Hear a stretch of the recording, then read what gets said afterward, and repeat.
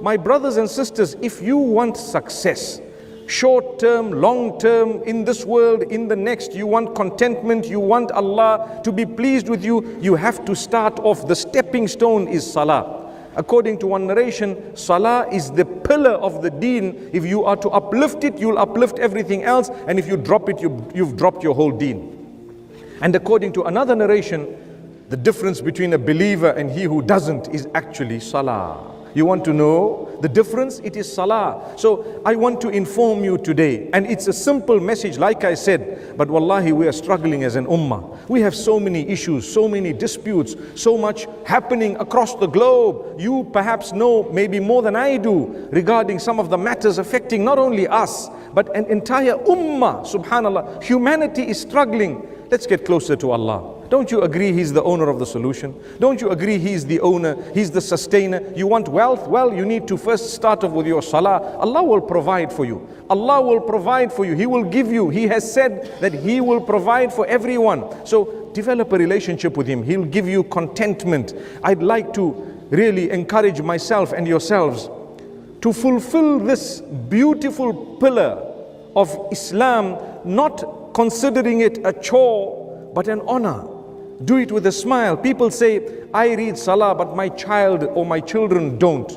And sometimes when you ask them further, you find out that when they are fulfilling their Salah, the expression on their face is that of sadness. The expression on their face is that of fulfilling a job or a chore that is very difficult. So they are looking very sleepy, and they get up last minute, and they really get over with it as though they are in a gym engaging in some gymnastics, and thereafter they are completed and they are back into bed, or they have disappeared. When the children watch this, they would not be interested in fulfilling Salah, even though you are fulfilling it. The reason is your expression. The reason is your attitude towards the Salah. When you come for Salah, when you come on a Friday, you're always late, you're always the last person. Your children, they won't even come. But if you come early and you come into the first saf, or you try to sit at the beginning in the front section, etc., your children, if they were to follow you, perhaps if they were a little bit lazier, they'd make it to the second section.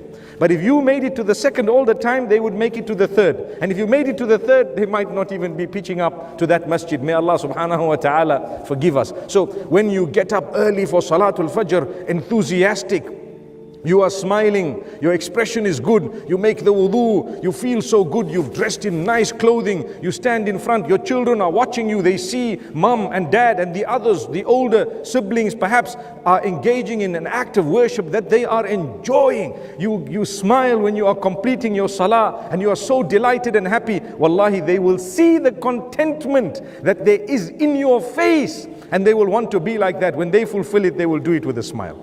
Subhanallah. This is an amazing piece of advice. We've seen it working, and we need to make ourselves understand that it's our duty to pass the baton to our children. If you don't have the baton yourself, how are you going to pass it to your children? May Allah subhanahu wa ta'ala grant us ease. May we be from among those who love fulfilling the 5 daily prayers. Come what may, don't let the day pass. Don't let the day pass without fulfilling your basic obligations unto Allah Rabbul Izzati wal Jalal.